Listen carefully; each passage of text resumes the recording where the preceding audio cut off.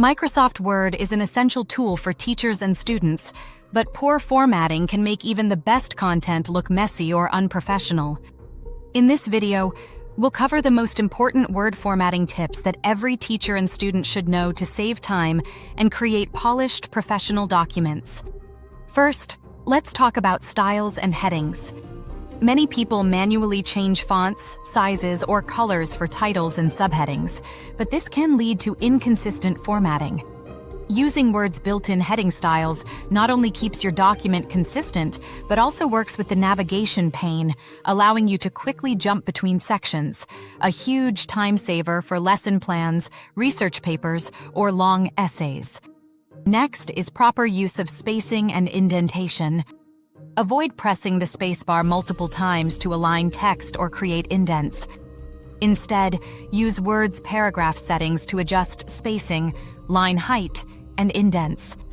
This ensures your document remains neat and readable, even if someone else opens it on a different computer or changes the page size. Another key tip is tables and alignment tools. Tables help organize data clearly, but many students and teachers struggle with alignment. Use table formatting tools to adjust column widths, center text, and apply consistent styles. For general alignment, rely on tabs and rulers instead of multiple spaces. It's much faster and more precise. Don't forget about bullets, numbering, and automatic lists. Manually numbering items can lead to errors if you add or remove points. Use Word's automatic numbering and bullet options to keep lists clean and consistent, especially in assignments, rubrics, or handouts. Finally, take advantage of Document Inspector and reviewing tools. Before submitting or sharing your document, remove hidden data like comments, tracked changes, and author info. This keeps your work professional and ensures no private or unnecessary information is shared accidentally.